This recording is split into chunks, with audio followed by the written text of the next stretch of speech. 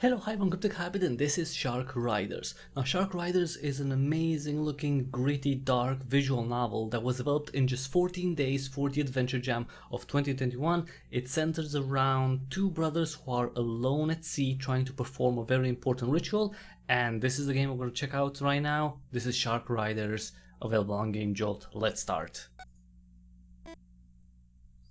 This is Kuna Kuna. Stop singing, please. Baga seems not to listen. There are dark clouds on the horizon and it's sunrise. Baga! Although this time Baga doesn't open his mouth, you think you can hear echoes of the old songs in the noise of the sea. You shake your head. Is there a problem, brother? The song. I don't feel like listening to it. You look over your shoulder and see the fires on the coast. You imagine your people waiting. You can feel their doubts, their claims, their fear. Would it be another girl, Baga? And the priest said it would be a boy. You float for a while in silence. Feeling the ebb and flow of the tide, you think of the charred crib, of how your parents rocked you those nights when you knew the world of nightmares and the power of a lullaby. You know that if you concentrate hard enough, you can even hear the cry of your brothers who were forbidden to go near the crib. But this doesn't matter anymore. The charred crib disappeared. The foreigners took it in their village rafts. Alright, let's make preparations. Let's save first. So we can either make preparations or examine the offerings. Let's examine the offerings. You crouch next to the offerings that were loaded onto the raft. Baga notices the expression on your face and smiles. The old songs only mention the gorilla head. You know he's right, and you also know why your people loaded the rest of the offerings. It's not because they don't trust your leadership skills, Kuna Kuna. You remain silent. You can smell the storm coming. Examine the sewn cactus spines, stones with drawings, green beetle necklace, and pool roar. Let's see the cactus spines.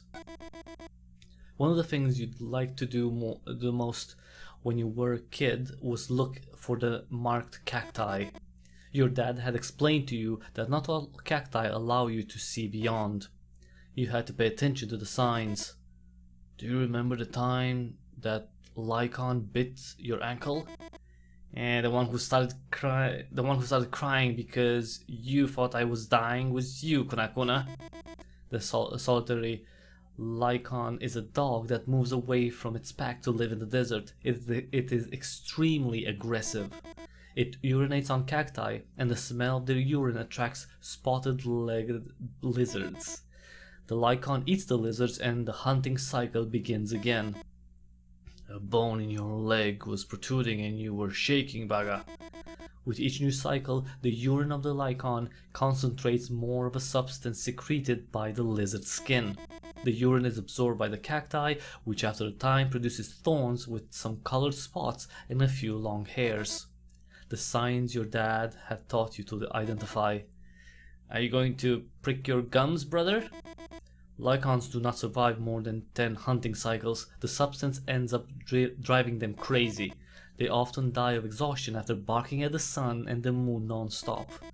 You turn to the sewn spines between your fingers.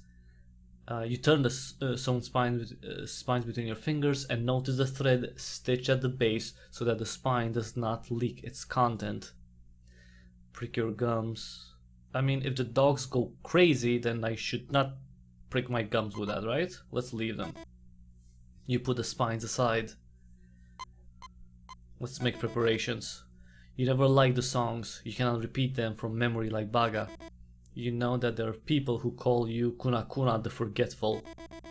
But that's not really the issue. You can remember events from the past just like anyone else. What bothers you is the idea of repetition. You are neither your father, nor your father's father, nor the father of your father's father. You look at the gorilla's head and feel an emptiness in your chest. Okay, gorilla head. You couldn't cut off the gorilla's head with your ceremonial knife. You knew you'll need a head to call Danako, but you weren't able to. The alpha gorilla was tired and unconscious. Every so often, he writhed in violent spasms from having eaten the offering filled with the meat of the marked cactus. Baga stepped forward and slashed his neck while everyone else watched. You wanted to regain a bit of control and send the rest of the warriors to dismember the old gorillas. Even though they did what you asked them, you knew they didn't respect you as their chief. Because he didn't kill the gorilla, huh? You stroke the gorilla head and think about how he came to be the leader of the herd. And how did you get to lead your people? Is everything okay? You put the gorilla head on its side and check the patch of leather sewn at the base. Yes, everything is fine. Check the inflated torsos. You reach one edge of the raft and crouch down. You grab one rope and pull until an inflated torso floats in front of you. You lift it up and bring your head closer. You turn it around. You don't hear any signs of puncture and you put it back in the water. You check a second torso on the same edge of the raft and two more on the opposite side. One of the last two torsos whistles slightly. You return it to the sea and tie a colored thread on the rope to mark it. So 3 torsos are in good condition. There is one that is deflating. I left it marked. Baga nods. Nagabods. Sorry, I'm switching words. Baga nods. It's late. It's like almost 11 p.m. here. Check the ribs. You lift the 2 ribs and check the sharp stones attached to them. I use the same knot they used in the old songs. You feel the firmness of the knot and agree. Thanks, brother. You can't help but think of the gorilla's meat rotting in the sun as the warriors remove the ribs to assemble the ritual tool with which you would mount Danako. Alright, let's call Danako. Or Danako, I guess. Let's say Dano. Let's say that. Let's Danako. You tuck both ribs into the sides of your belt and lift the gorilla head above your shoulders. I'm ready, Baga. You drop into the water, hugging the gorilla head. You hold onto one of the ropes attached to a floating torso and move your feet to stay afloat. Once you feel that you are in balance, you make a sign to Baga and you let go. With your free hand, you pull one of the ribs out of the belt and find the base of the gorilla head with its tip. You push up and then to the side. You feel how the gorilla head grows lighter and lighter as the bloody hearts that filled it moments before sink into the sea. Do you want me to sing the old songs while we wait, Kuna? Yes. Let's make this the proper ritual. You do not know how long it may take for the Anako to appear, and you prefer not to have to face the silence of waiting. Okay, Baga. You don't know if it's because the imminence of the rite, but this time your brother's voice transports you to another time. A time when Wala, one of the greatest leaders of the past, not only managed to mount the Anako in the middle of the terrible storm, but also received the approval of the gods in the form of a lightning bolt. Still paying attention to the sea, you listen in wonder how Wala had managed to tire the Anako out and avoid the depths of the ocean. Every time the shark dived, Wala would count to 20 and pull the snout. After several repetitions, the Anako wouldn't go down beyond the point artificially defined by Wala because it knew the pull would come. And it is there, holding the gorilla head and listening to Baga sing the old songs, that a moment of clarity overwhelms you. Repetition is a chimera, a simple form of domination. Kuna, Danako! Baga points to the right, and you can see the huge fin moving towards your direction. You move the gorilla head a bit, making sure you are at arm's length. You hold your breath and wait for the exact moment to make that move that all the children of the village learn before their third drought. The same movement that amazed the visitors who arrived with their village rafts and took away the charred crib. The fin disappears for an instant.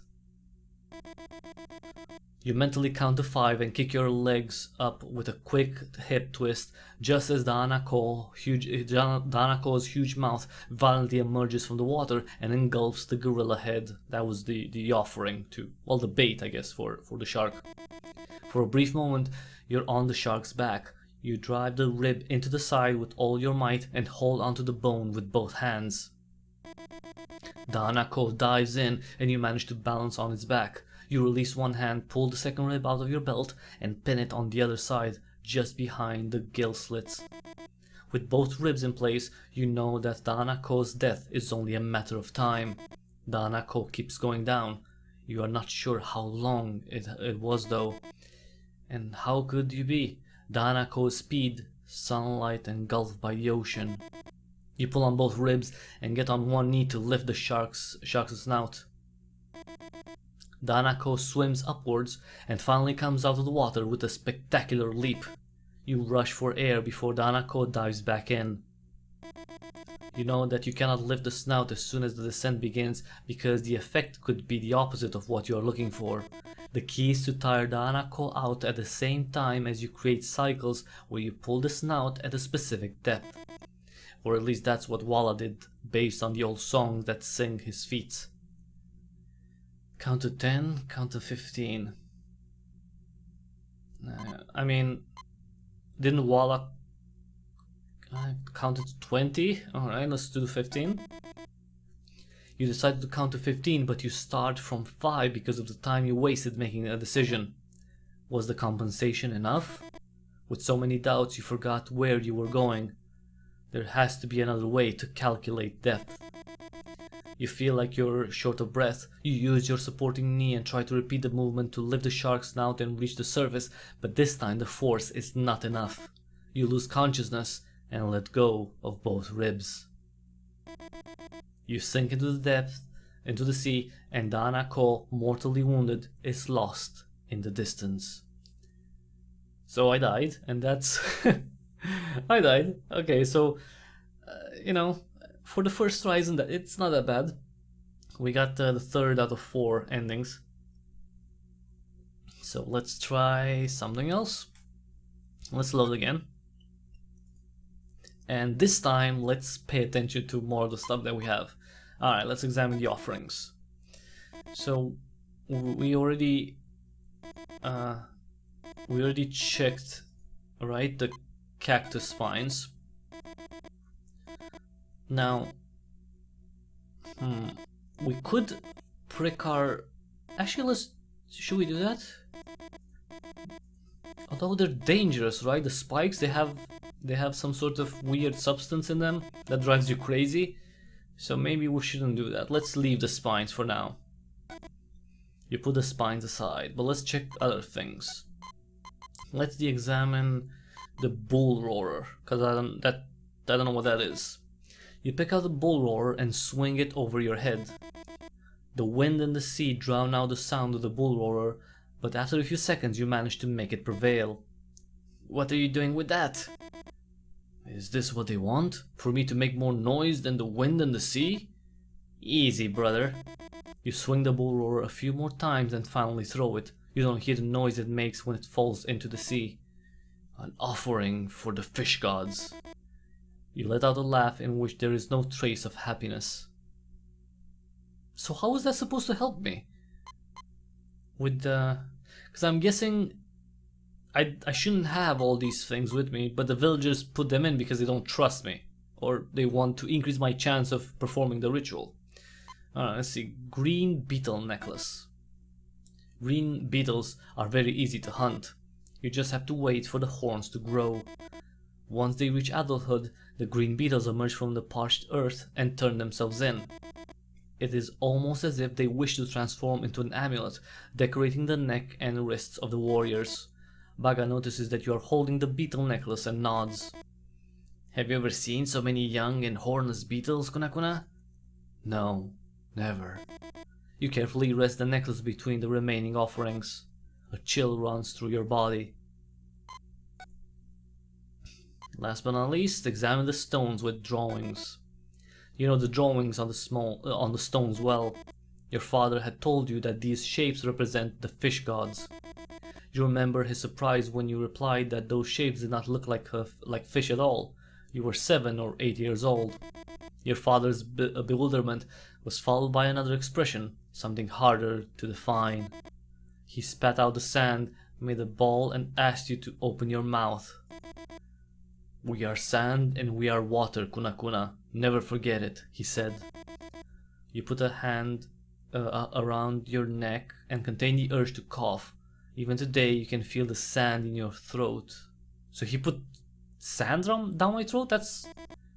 Jesus, what a parent. Shall we play some stone skipping, Baga? Baga looks at the sky and scratches his head. Now we should finish with preparations. Oh, come on, man. Let's have some fun, because I might die again.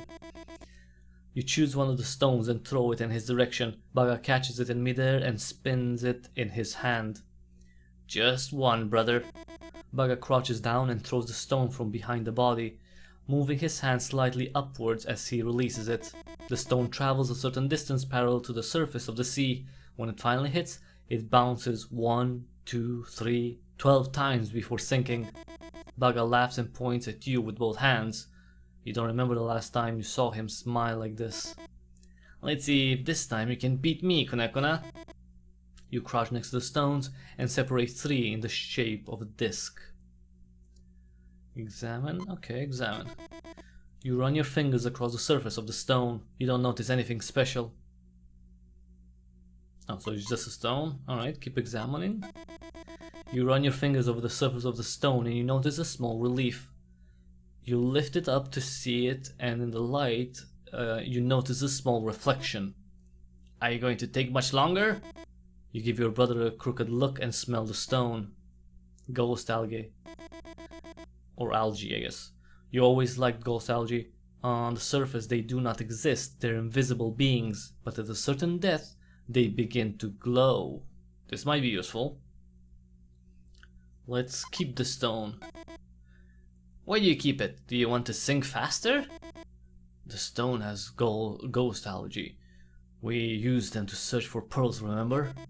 You use it really. They never did me any good. I was always a better diver than you, Kuna Kuna. Baga was right. The ghost algae ignited at a depth that matched the maximum distance you needed to return to the surface. But Baga could dive a lot deeper than that. Oh, he was better than me. Okay, whatever. You wonder if the ghost algae will help you mount the great white shark. On impulse, you spit on the stone to soften the ghost algae and pull out the knife. You wait a few moments and scrape the stone with short but firm movements. Once you're done, you tap the knife around the bracelet. Are you going to throw a stone or not? I don't blame you if you quit. 12 rebounds is a tough mark to beat. Okay, chillax. You run your finger across the surface of the stone and notice a small crack on the side. The other side is perfectly smooth. Now, if it's cracked, let's use the one that's smooth all the way. Let's get the first stone. Let's see. Here, learn something from the chief of your clan.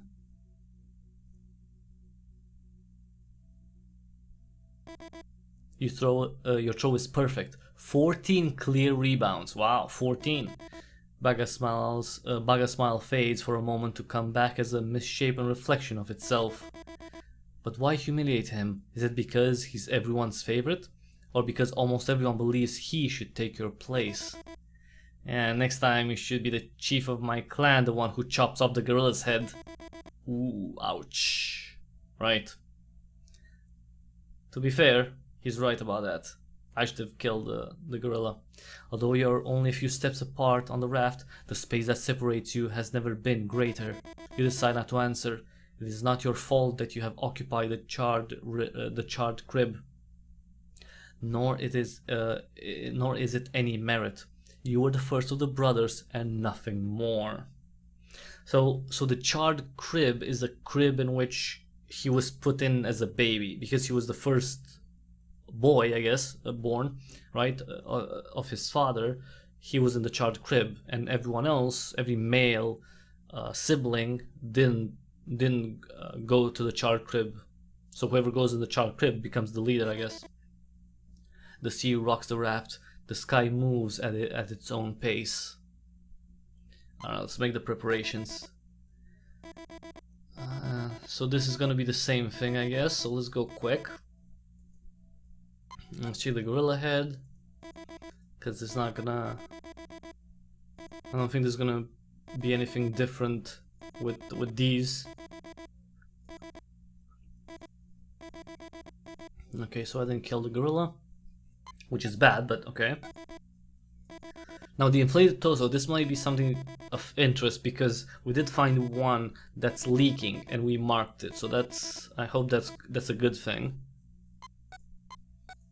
Now the ribs.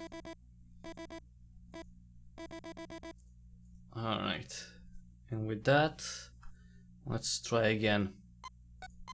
Let's call the Hanako. You tuck both ribs into the side of your belt and lift the gorilla head above your shoulders. I'm ready, Baga. You drop into the water, hugging the gorilla head. You hold onto one of the ropes attached to a floating torso and move your feet to stay afloat. Once you feel that you're in balance, you make a sign to Baga and you let go. With your free hand, you pull one of the ribs out of the belt and find the base of the gorilla head with its tip. Okay, so we open up the gorilla head and let the blood come out. Do you want me to sing the old songs? Yes.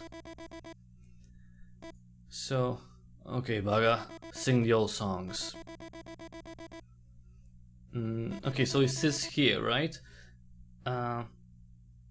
So how Walla managed to tire the Hanako out and avoid the depths of the ocean. Every time the shark dived, Walla would count to 20 and pull the snout, but the game didn't allow me to count to 20, it only allowed me to count to up to 15. After several repetitions, the Hanako wouldn't go down beyond the point artificially defined by Walla because it knew the pull would come. And it is there, holding the gorilla head and listening to Baga sing the old songs, that a moment of clarity overwhelms you. Repetition is a chimera, a simple form of domination. Kuna kuna, Hanako! Baga points to your right, and you can see the huge fin moving towards your direction. You move the gorilla head a bit and make sure you are at arm's length. You hold your breath and wait for the exact moment to make that move that all the children in the village learned before their third drought. The same movement that amazed the visitors who arrived with their village rafts and took away the charred crib. Thieves! Thieves! The fin disappears for an instant. You mentally count to 5 and kick your legs with a quick hip twist just as the Hanako's huge mouth violently emerges from the water and engulfs the gorilla head. Right on cue. For a brief moment you're on the shark's back. You drive the rib into the side with all your might and hold onto the bone with both hands. The Hanako dives in and you manage to balance on its back. You release one hand, pull the second rib out of your belt and pin it on the other side just behind the gill slits. With both ribs in place, you know that the Hanako's death is only a matter of time. The thing is, hopefully it dies before me. The Hanako keeps going down. You are not sure how long it was though. And how could you be? The Hanako's speed, sunlight engulfed by the ocean. You pull on both ribs and get on one knee to lift the shark's snout. The Hanako swims upwards and finally comes out of the water with a spectacular leap. You rush for air before the Hanako dives back in. You know that you cannot lift the snout as soon as the descent begins because the effect could be the opposite of what you're looking for. The key is to tire the Hanako out at the same time as you create cycles where you pull the snout at a specific depth. Or at least that's what Walla did based on the old songs that sing his feats. Alright, use the bracelet this time, see? Use the bracelet with the ghost algae. Even when you're making a superhuman effort to stay on the Hanako's back, you allow yourself to smile. There is no song that mentions the ghost algae as a resource to subdue the Hanako. But you will have time to think about these things. Now you have to focus on the bracelet. Okay, wait. You appreciate not having to count and focus all your attention on the bracelet. Wait for it.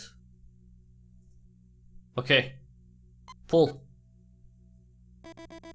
You forcefully lift the Hanako's snout. The shark ascends until it emerges with a spectacular leap. You take a breath and hold tight to the ribs nailed to the side of the shark. And we're back into the water. Alright, let's wait. Wait. Wait. Oh Jesus, how far down is it going? Wait. Alright, pull. This time you feel Danako's flesh give away a little to the pull. The shark comes out of the water and you take a breath again. You know it doesn't have much left. Alright, wait. Wait. Alright, pull. Danako leaps out of the water and dives back in. It does not descend like before though. The trick seems to have worked. Near the surface you dare to do a circular motion with the ribs nailed to the sides of the shark. You feel how the great white shark is losing strength by the minute. When you are sure it will not submerge again, you pull the snout. Although it's not easy, you are really close to the surface. Danako jumps one last time. You twist the ribs and pull hard. The meat gives away and you see some viscera glisten before sinking into the sea. Kuna kuna! The inflated torsos! You drop into the water and rush to tie the inflated gorilla torsos to the ribs nailed to the sides of Danako. Seeing the air-filled torsos floating next to the dying shark, you wonder why. Your father had told you that asking why was reserved for the crazy and the exiled.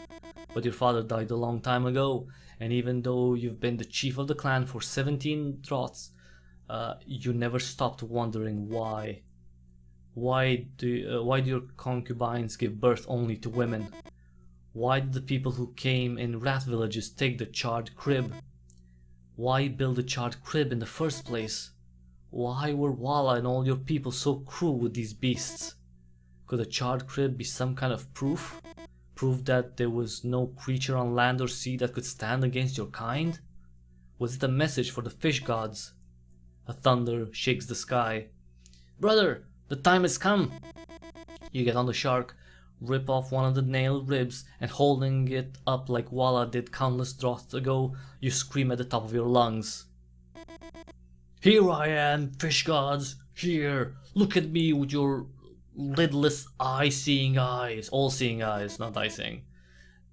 Neither the chief of the clan or a descendant of Walla, but Kuna Kuna, the one who makes his own way. Kuna Kuna! A lightning bolt cuts out the sky and hits the rib you're holding above your head. Electricity runs through both your body and Danako's, and time seems to stop. For a brief moment you are filled with the burning smell you used to feel when your mother rocked the charred crib. Kuna Kuna! Your body flies off and falls spectacularly into the sea. You start to sink. An idea takes over your thoughts with tremendous force. If you die now, you will end up as a fragment of a brief and sad song. A force that you don't know where it comes from makes your legs move. You reach the surface. As in a dream, you see your brother tie a rope to the rib still stuck in Danako's side. You lose consciousness for what seems like an instant, and when you open them again, you see your brother stretching the oar. Kuna Kuna? You feel the oar poking your side and you let out a grunt. Sorry, Kuna Kuna, this is the best for everyone. Oh, he's trying to drown me. Baga pushes you with the oar and the raft is lost in the distance. Alone in the middle of the sea, floating semi-conscious, you know that you don't have much chance of survival. Maybe your brother is right, maybe your death is the best for everyone. Baga is going to be a good chief. He's going to return to your people with Danako's corpse charred by a lightning bolt. Your people will be able to build a new charred crib with the blackened jaw of the great white shark. Baga's firstborn will be rocked in that crib, and he will admire his father and will become chief within some droughts. Everything will be as it always has been, over and over again. But that fault is not yours. That fault is your father's father's, Walla's. Life is not cyclical. Life is a spiral that takes you away from the center on a different journey each time. You notice the fins of the reef sharks. You don't know how long you've been floating. You don't want to die. Not yet. You look around. You can make out a bulge floating some distance away. Could it be one of the gorilla torsos? Alright, let's save. We have swim towards the bulge or try to swim away from the sharks. I mean, I'm not gonna outswim sharks. So go for the bulge. It was indeed. The fins begin to surround you. You grab onto the inflated torso to stay afloat and pull the knife out of your belt. Sharks attack you, but you manage to dodge them. You wound one with your knife and hold on to the blade as the shark changes direction. The same movement opens a very large wound on the shark's body. The rest of the sharks go into a frenzy and tear the wounded one apart. Clinging to the gorilla torso, you almost without strength, you take advantage of the distraction and puncture the leather with your knife. You hear the hiss of air escaping from the float. The propelled air slowly takes you away from the scene. You know now that you will survive. What you don't know is what the future will hold for you. What are you sure of is that whatever it is, your song will be different from the rest. Okay, so we got a different ending. We didn't die this time, but we're still not chief. Alright, you know what? We got 2 endings out of 4, and I think that's I mean, I don't want to showcase everything if I don't have to. So that was it, everyone. That was Shark Riders.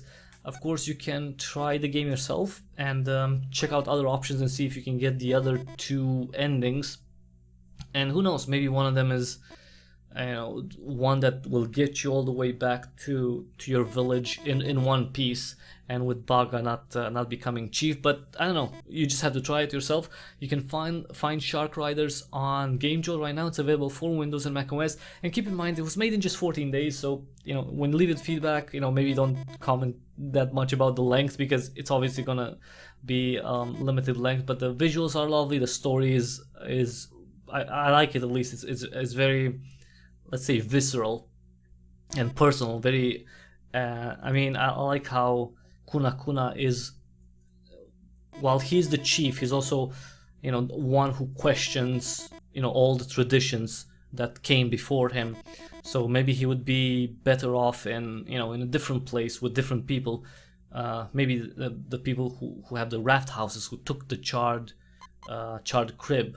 But yeah, that was everyone. That was Shark Riders. Check it out yourself on GameJolt, link in the description below. Thanks so much for watching. If you like this video, please give it a thumbs up real quick. And if you like what I do here, consider subscribing. That will be actually immensely helpful. If you could subscribe, tell other people about the channel, spread the word. Check out the back catalog too, check out YouTube, check out BitChute if you want to see all the cool games that I cover.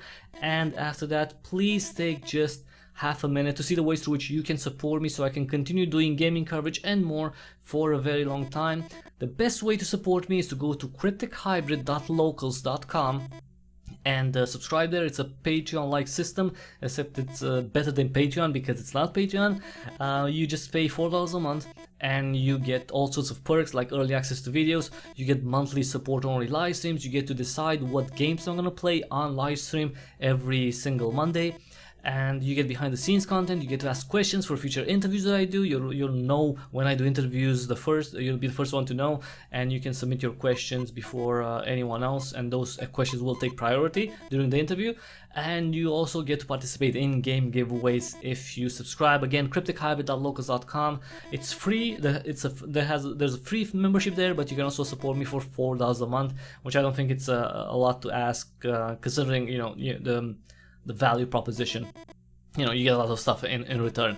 And other ways to support me: you can give me a direct donation through PayPal. There's a PayPal link in the description. You can donate cryptocurrency to the Paystring link. You can donate BATS, basic attention tokens, if you use the Brave browser, and check out any video of mine on YouTube or any posts that I make on Twitter at Cryptic Hybrid. Follow me there. And last but not least, you can use the Humble Store affiliate link, also in the description. Just bookmark that, and you know, whenever you use it to make a purchase, you're not going to pay anything extra for the stuff that you buy. You're just going to tell that store to send me a small percentage of the money you spend there. That was it, everyone. That was Shark Riders. 2 endings out of 4. You find the other 2. And until the next time we see each other, have an awesome day.